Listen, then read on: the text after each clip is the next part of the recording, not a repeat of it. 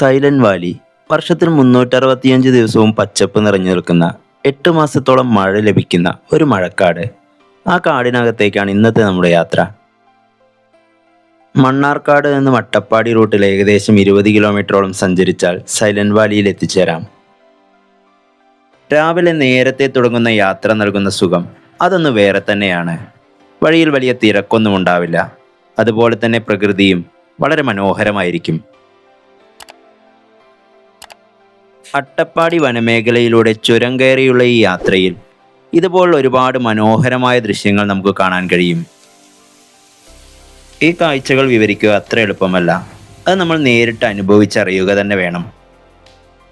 മുകളിലേക്ക് പോകുന്തോറും പ്രകൃതി ആകെ മാറിത്തുടങ്ങും. കോടമഞ്ഞിനാൽ മൂടപ്പെട്ട് ഏതൊരു സഞ്ചാരിയെയും ആകർഷിക്കുന്ന ഒരു വശ്യ സൗന്ദര്യം. മലനിരകളെ തഴുകിയൊഴുകുന്ന ഈ മൂടൽമഞ്ഞും കണ്ടുകൊണ്ട് എത്ര നേരം വേണമെങ്കിലും ഇവിടെ നിൽക്കാം. നമുക്ക് മടുപ്പൊന്നും തോന്നില്ല. ഈ വെളുപ്പാങ്കാലത്ത് ഇവർക്ക് വേറെ പണിയൊന്നുമില്ലേ എന്നായിരിക്കും ചിലപ്പോൾ ഈ കൊരങ്ങച്ചൻ ചിന്തിക്കുന്നത്.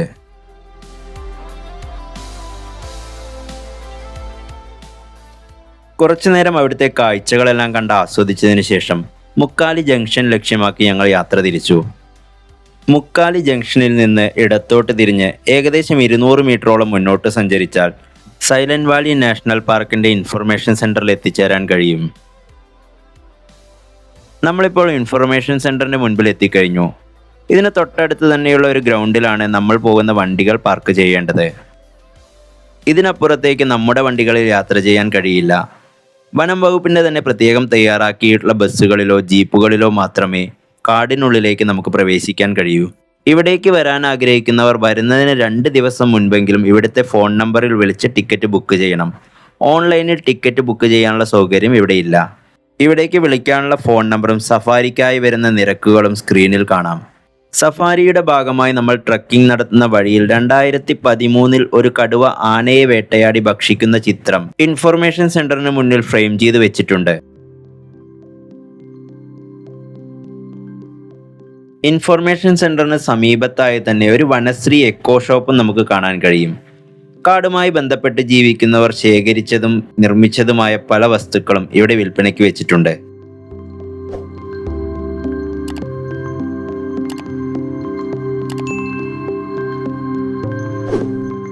ഇനി കാട്ടിലൂടെയുള്ള നമ്മുടെ യാത്ര ഈ ജീപ്പിലായിരിക്കും. ഞങ്ങൾ ടിക്കറ്റ് മുൻകൂട്ടി ബുക്ക് ചെയ്യാതെയായിരുന്നു ഇങ്ങോട്ട് വന്നത്.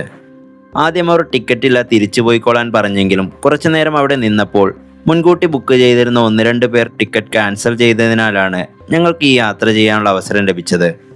അതുകൊണ്ട് തന്നെ ഇങ്ങോട്ട് വരുന്നവർ ടിക്കറ്റ് മുൻകൂട്ടി ബുക്ക് ചെയ്യാൻ ശ്രദ്ധിക്കണം. ആദ്യം പൈസ കൊടുക്കേണ്ട ആവശ്യമില്ല. ഇവിടെ വന്നതിന് ശേഷമാണ് നമ്മൾ പേയ്മെൻറ്റ് നടത്തേണ്ടത്. ഇൻഫർമേഷൻ സെൻറ്ററിൽ നിന്ന് തുടങ്ങുന്ന ഈ സഫാരിയിൽ ഒരു വശത്തേക്ക് മാത്രം ഏകദേശം 22 കിലോമീറ്ററോളം സഞ്ചരിക്കാനുണ്ട്. പോയി തിരിച്ചെത്തുമ്പോഴേക്കും ഏകദേശം നമ്മൾ 44 കിലോമീറ്ററോളം ജീപ്പിൽ സഫാരി ചെയ്തിട്ടുണ്ടാവും. അതിനു പുറമെ 4 കിലോമീറ്ററോളം കാട്ടിലൂടെയുള്ള ഒരു നടത്തവുമുണ്ട്. ഇതെല്ലാം കഴിഞ്ഞ് തിരിച്ചെത്തുമ്പോഴേക്കും ഏകദേശം 5 മണിക്കൂർ എടുക്കും. കാടിനുള്ളിലൂടെയുള്ള യാത്രയായതിനാൽ തന്നെ പ്രത്യേകിച്ച് ഭക്ഷണ സൗകര്യമൊന്നും ലഭ്യമായിരിക്കില്ല. അതുകൊണ്ട് തന്നെ യാത്ര തുടങ്ങുന്നതിന് മുമ്പ് ഭക്ഷണം കഴിച്ച് പുറപ്പെടുന്നതായിരിക്കും നല്ലത്. ഈ കാണുന്നത് മലയണ്ണാനാണ്. ആശാൻ സ്വസ്ഥമായിരുന്ന ഭക്ഷണം ആസ്വദിച്ച് കഴിക്കുകയാണ്. വയനാട്ടിലെയും മറ്റും ജംഗിൾ സഫാരിയുടേതുപോലെ ധാരാളം മൃഗങ്ങളെ കാണാമെന്ന പ്രതീക്ഷയോടെ ആരും ഇങ്ങോട്ട് വരരുത്. ഇവിടെ നമുക്കധികം മൃഗങ്ങളെയൊന്നും കാണാൻ കഴിയില്ല. ഈ കാട്ടിൽ മൃഗങ്ങൾ ഇല്ലാത്തത് കൊണ്ടല്ല, അവ അധികം പുറത്തേക്ക് ഇറങ്ങാറില്ല. അവയ്ക്ക് ആവശ്യമായ ഭക്ഷണം കാട്ടിനുള്ളിൽ തന്നെ ധാരാളമുള്ളതാണ് കാരണം. കാടിൻ്റെ ഈ മനോഹാരിത ആസ്വദിച്ചുകൊണ്ടുള്ള യാത്ര മനസ്സിൽ എന്നും സൂക്ഷിക്കാവുന്ന ഒരുപാട് ഓർമ്മകൾ നമുക്ക് സമ്മാനിക്കും. കാടിലൂടെ ഏകദേശം 9 കിലോമീറ്ററോളം സഞ്ചരിച്ച് മനോഹരമായൊരു സ്ഥലത്ത് ഞങ്ങളുടെ ജീപ്പിൻ്റെ സാരഥിയായ മാത്യു ചേട്ടൻ വണ്ടി നിർത്തി തന്നു. കുറച്ചു നേരം കാടിൻ്റെ ശബ്ദമെല്ലാം കേട്ട് അവിടുത്തെ മനോഹരമായ കാഴ്ചകൾ കണ്ടതിന് ശേഷം യാത്ര തുടരാമെന്നായിരുന്നു അദ്ദേഹം പറഞ്ഞത്. അങ്ങ് അകലെ ഉയരത്തിലുള്ള മരച്ചില്ലയിൽ കാണുന്നത് കാട്ടുകടന്നലിൻ്റെ കൂടാണ്. കാടിനുള്ളിലെ പ്രധാന ചട്ടമ്പിയാണിവൻ. ഇവന്റെ രൂപം കണ്ട് ആരും ഇവനെ നിസ്സാരമായി കരുതരുത്. ഇവനോട് കളിക്കാൻ ചെന്നാൽ അത് എത്ര വലിയ ആളാണെങ്കിലും അവരറിയാതെ തന്നെ അവരുടെ ചോരയൂറ്റി കുടിച്ചു കളയും ഇവൻ. എൻ്റെ സ്വന്തം അനുഭവത്തിൽ നിന്ന് തന്നെയാണ് ഞാൻ ഈ പറയുന്നത്. കാലിൽ കടിച്ച അട്ടകളെയെല്ലാം കളഞ്ഞപ്പോഴും ഞാൻ അറിയാതെ ഒരാൾ എൻ്റെ ചോരയൂറ്റി കുടിക്കുന്നുണ്ടായിരുന്നു. അങ്ങനെ ഒരാൾക്ക് രക്തം നൽകി ജീവൻ രക്ഷിക്കാൻ കഴിഞ്ഞതിൻ്റെ ആത്മസംതൃപ്തിയോടെ ഞങ്ങൾ അവിടെ നിന്നും യാത്ര തുടർന്നു.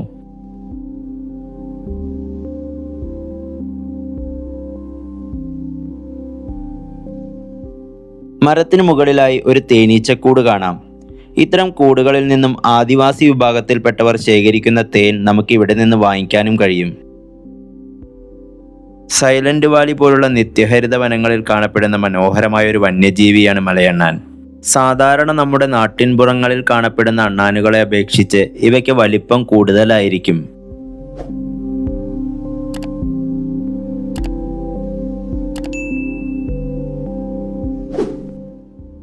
പന്തൻതോട് ക്യാമ്പിന് മുന്നിലാണ് നമ്മളിപ്പോൾ നിൽക്കുന്നത്. മുൻകൂട്ടി ബുക്ക് ചെയ്തു വരുന്ന ഗ്രൂപ്പുകൾക്ക് ഇവിടെ താമസിച്ചുകൊണ്ട് സൈലന്റ് വാലി കാടുകളെ അടുത്തറിയാൻ കഴിയും. കുറഞ്ഞത് 15 പേരെങ്കിലും ഉണ്ടെങ്കിൽ മാത്രമേ ബുക്കിംഗ് സ്വീകരിക്കൂ എന്നാണ് അറിയാൻ കഴിഞ്ഞത്. പരിചയസമ്പന്നരായ വനപാലകരുടെ ഒപ്പമുള്ള ഒരു ട്രക്കിംഗ് പാക്കേജ് കൂടി ഈ ക്യാമ്പിൻ്റെ ഭാഗമായി നമുക്ക് ലഭിക്കും.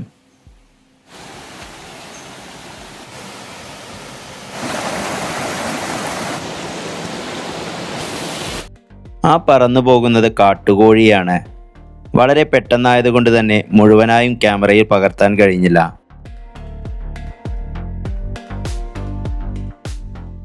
ഇടതൂർന്നു നിൽക്കുന്ന മരങ്ങളും ഇടയ്ക്കിടെ കാണുന്ന ഈ ചെറിയ അരുവിയും വെള്ളച്ചാട്ടങ്ങളുമെല്ലാം നമ്മുടെ യാത്രയ്ക്ക് വളരെയധികം മനോഹാരിത നൽകും. പരിസ്ഥിതി സംരക്ഷണത്തിൻ്റെ ഫലമായുണ്ടായ ജനകീയ പ്രക്ഷോഭത്തിൻ്റെ ഭാഗമായി രൂപം കൊണ്ട ഒരു നാഷണൽ പാർക്കാണ് സൈലന്റ് വാലി. കേരളത്തിൽ അവശേഷിക്കുന്ന ഏക നിത്യഹരിത വനം കൂടിയാണിത്. 1973 KSEBയുടെ ഒരു ഡാം നിർമ്മിക്കാനായി പ്ലാനിട്ടിരുന്നു. എന്നാൽ പരിസ്ഥിതി പ്രവർത്തകരുടെ എതിർപ്പ് മൂലം അവർക്കത് നടപ്പിലാക്കാനായില്ല. അങ്ങനെ അന്നത്തെ പ്രൈം മിനിസ്റ്ററായ ഇന്ദിരാഗാന്ധി സൈലന്റ് വാലി ഒരു നാഷണൽ പാർക്കായി പ്രഖ്യാപിക്കുകയാണ് ഉണ്ടായത്. സൈലന്റ് വാലിയിലെ പ്രധാന ആകർഷണമായ സിംഹവാലൻ കുരങ്ങിനെയാണ് ആ കാണുന്നത്. പശ്ചിമഘട്ടത്തിലെ നിത്യഹരിത വനങ്ങളിൽ മാത്രം കണ്ടുവരുന്ന വംശനാശ ഭീഷണി നേരിടുന്ന കുരങ്ങു വർഗമാണിവ.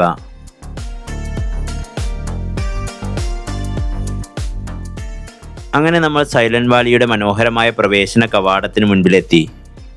ഇപ്പോൾ മുക്കാലിയിൽ നിന്നും നമ്മൾ ഏകദേശം 20 കിലോമീറ്ററോളം സഞ്ചരിച്ചിട്ടുണ്ടാവും. കുറച്ചു നേരം ഇവിടുത്തെ കാഴ്ചകളെല്ലാം കണ്ടതിന് ശേഷം മുന്നോട്ടുള്ള യാത്ര തുടർന്നു. ഇവിടെ നിന്നും ഏകദേശം 1 കിലോമീറ്ററോളം മുന്നോട്ട് സഞ്ചരിച്ചപ്പോൾ അടുത്ത പ്രധാന ആകർഷണമായ വാച്ച് ടവറിനടുത്തെത്തി. നമുക്ക് മുന്നേ വന്ന വാഹനങ്ങളുടെ ഒരു നിര തന്നെ ഇവിടെ പാർക്ക് ചെയ്തിട്ടുണ്ട്.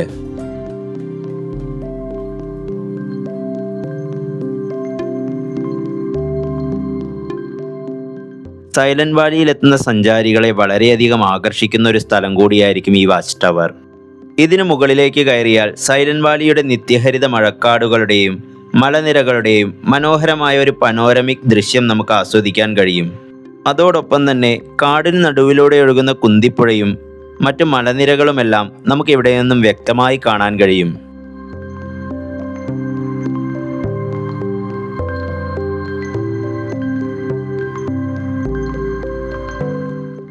വീഡിയോ ഇഷ്ടമായാൽ ലൈക്ക് ചെയ്യാൻ മറക്കരുത്. വീഡിയോയെക്കുറിച്ചുള്ള നിങ്ങളുടെ അഭിപ്രായങ്ങൾ കമൻറ്റ് ബോക്സിൽ രേഖപ്പെടുത്തൂ. ഇതുപോലുള്ള കൂടുതൽ വീഡിയോകൾ ലഭിക്കുന്നതിനായി ചാനൽ സബ്സ്ക്രൈബ് ചെയ്തതിന് ശേഷം തുടർന്ന് കാണുക.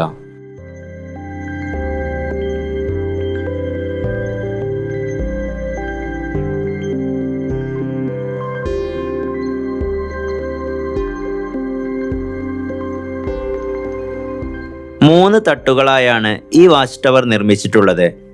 ഏറ്റവും മുകളിലെത്തുന്നതോടുകൂടി സൈലന്റ് വാലിയുടെ മുഴുവൻ സൗന്ദര്യവും ആസ്വദിക്കാൻ നമുക്ക് കഴിയും.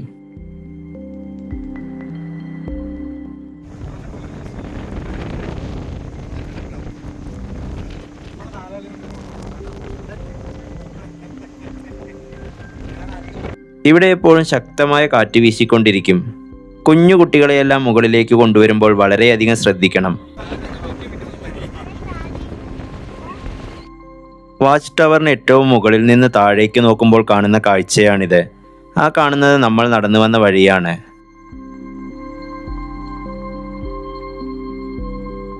ഇന്ത്യയുടെ പ്രധാനമന്ത്രിയായിരുന്ന ശ്രീ രാജീവ് ഗാന്ധിയാണ് 1985 ഈ നാഷണൽ പാർക്ക് ഉദ്ഘാടനം ചെയ്തത്.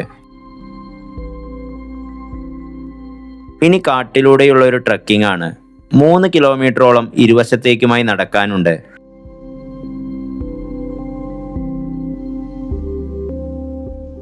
ആ കാണുന്നതൊരു ക്യാൻറ്റീനാണ്.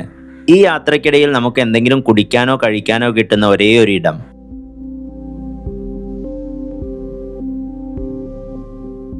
ഇവിടെ ഒരുപാട് വിഭവങ്ങളൊന്നും കിട്ടില്ല. ചായയും കാപ്പിയും, കൂടെ കഴിക്കാനായി ഈ കാണുന്ന ഇലയടയും. കാട്ടുകൂവയുടെ ഇലയിൽ പൊതിഞ്ഞുണ്ടാക്കുന്ന അടയാണിത്. ഫോണിൽ നെറ്റ്വർക്ക് ലഭിക്കില്ല എന്നതിനാൽ തന്നെ കയ്യിൽ പണം കരുതിയില്ലെങ്കിൽ പണിപാളും. ചായ കുടിച്ചതിന് ശേഷം കാട്ടിലൂടെയുള്ള നടത്തം തുടങ്ങി. കാട്ടിലൂടെ ഒഴുകുന്ന കുന്തിപ്പുഴ കാണാനാണ് ഈ പോകുന്നത്. മുമ്പേ പോയ പലരുടെയും തിരിച്ചുവരവ് കാണുമ്പോൾ യാത്രയെക്കുറിച്ചുള്ള ഒരു ഏകദേശ ധാരണ കിട്ടി. യാത്ര തുടങ്ങുന്നതിന് മുമ്പ് ഇൻഫർമേഷൻ സെന്ററിൽ കണ്ട ഈ ചിത്രം ഓർമ്മയില്ലേ? കടുവ ആനയെ ഭക്ഷിക്കുന്നത്. ആ സംഭവം നടന്ന സ്ഥലം ഇതാണ്.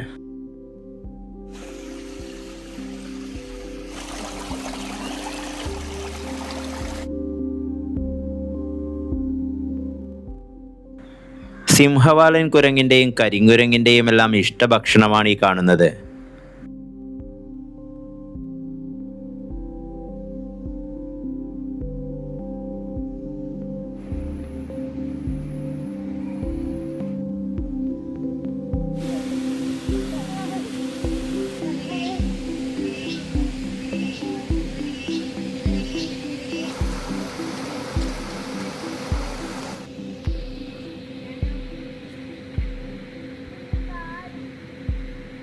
അങ്ങനെ നമ്മൾ ഏകദേശം 1.5 കിലോമീറ്ററോളം നടന്ന് കുന്തിപ്പുഴയുടെ സമീപത്തെത്തി. ഇവിടെ നിന്ന് കാണാനേ പറ്റൂ, താഴേക്ക് ഇറങ്ങാൻ കഴിയില്ല. മുൻപ് ഇവിടെ ഉണ്ടായിരുന്ന ഒരു തൂക്കുപാലത്തിന്റെ അവശേഷിപ്പാണ് ആ കാണുന്നത്.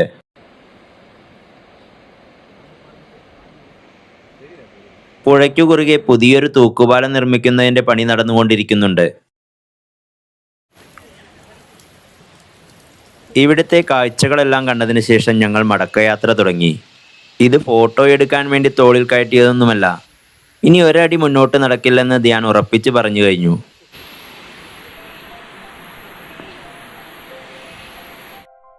ആ കാണുന്നത് കരിങ്കുരങ്ങാണ്. നമ്മൾ നേരത്തെ കണ്ടതുപോലുള്ള ചക്ക ആസ്വദിച്ച് കഴിക്കുകയാണ് ആശാൻ.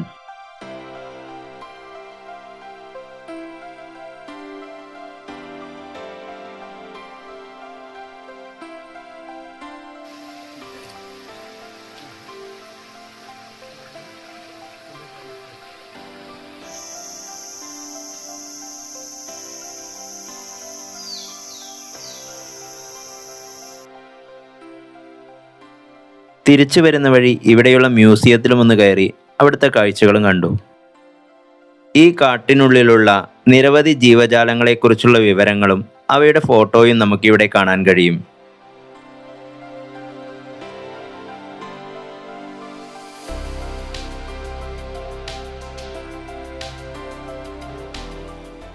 മ്യൂസിയത്തിലെ കാഴ്ചകളെല്ലാം കണ്ടതിന് ശേഷം ഞങ്ങൾ വണ്ടിയിൽ കയറി തിരികെ യാത്ര ആരംഭിച്ചു.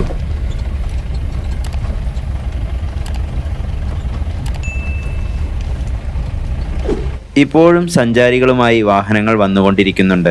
ഉച്ചയ്ക്ക് 1 മണിക്ക് മുമ്പ് ഇൻഫോർമേഷൻ സെന്ററിൽ എത്തിയാൽ മാത്രമേ കാടിനുള്ളിൽ പ്രവേശിക്കാൻ കഴിയൂ.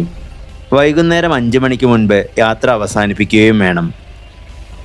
ആ കാണുന്നത് മല്ലീശ്വരൻ മുടിയാണ്. ശിവരാത്രി ദിവസം ആദിവാസി വിഭാഗത്തിൽപ്പെട്ടവർ ആ മലയ്ക്ക് മുകളിൽ വിളക്ക് തെളിയിക്കാറുണ്ട്. സഫാരി എല്ലാം കഴിഞ്ഞ് ഞങ്ങൾ യാത്ര ആരംഭിച്ചിടത്തേക്ക് തിരികെ എത്തി. കണ്ടിട്ട് കാട്ടിലെ ഇലക്ട്രീഷ്യനാണെന്ന് തോന്നുന്നു. കാര്യമായി പരിശോധിക്കുന്നുണ്ട് ആശാൻ. ഞങ്ങളുടെ സ്വന്തം ജില്ലയിലായിരുന്നിട്ട് പോലും ഇതുവരെയും ഇവിടേക്ക് വരാൻ ശ്രമിക്കാത്തതിൻ്റെ കുറ്റബോധത്തോടും സൈലന്റ് വാലി കാടുകളുടെ മനോഹാരിത ആസ്വദിക്കാൻ കഴിഞ്ഞതിൻ്റെ സന്തോഷത്തോടും കൂടി ഞങ്ങൾ ചുരമിറങ്ങാൻ തുടങ്ങി. പക്ഷേ അപ്പോഴും കാഴ്ചകൾ അവസാനിച്ചിരുന്നില്ല. മനോഹരമായ നിരവധി അനുഭവങ്ങളും കാഴ്ചകളും വഴിയരികിൽ ഞങ്ങളെ കാത്തിരിപ്പുണ്ടായിരുന്നു. ഈ ഐസ്ക്രീം ആരും സ്നേഹത്തോടെ വാങ്ങിച്ചു കൊടുത്തതൊന്നുമല്ല.